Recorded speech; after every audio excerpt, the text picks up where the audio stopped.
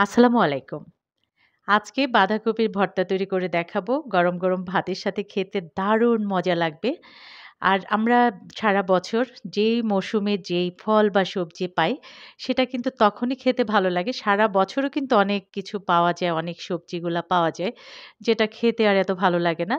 তো আশা করছি এই মৌসুমে আপনারা সবাই এই ভর্তাটা ট্রাই করবেন। এখানে আমি ৩ কাপ বাঁধাকপি কুচি করে কেটেছি আর দিয়েছি ১ টা টমেটো চিকন, চিকন করে কেটে। সামান্য হলুদ, লবণ দিয়েছি আর একটু পানি ছিটিয়ে দিয়েছি যেন নিচ থেকে পুড়ে না ওঠে। এবার ঢেকে দিচ্ছি ৫ মিনিটের মতো জাল করার পরে নেড়ে দিচ্ছি। চুলার আঁচটা কিন্তু মিডিয়ামের চেয়ে লো করে রাখবেন ১ম এ। না হলে নিচ থেকে পুড়ে উঠতে পারে।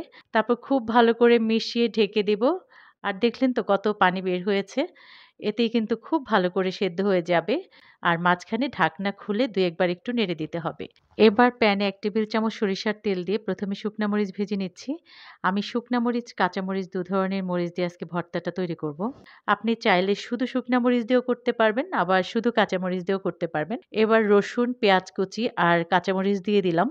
একটু লাল করে ভেজে নিতে হবে। খুব বেশি পুড়িয়ে ফেলা যাবে না, মানে বেরেস্তাও করবেন না, আবার একদম কাঁচাও থাকবে না। সবকিছু খুব সুন্দরভাবে সেদ্ধ হয়ে যাবে যখন, তখন নামিয়ে ঠান্ডা করে ভর্তাটা তৈরি করতে হবে।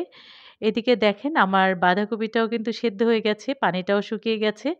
এবার ভর্তা করে নেওয়ার পালা। ১ম এই শুকনা মরিচটাকে লবণ দিয়ে ভালো করে গুঁড়া করে নিতে হবে। তারপর ভেজে রাখা সব উপাদানগুলি দিয়ে একে, একে মেখে নেব। আর সাথে দিয়ে দিতে হবে ধনিয়া পাতা কুচি আর দিতে হবে একদম ঝাঁঝালো সরিষার তেল।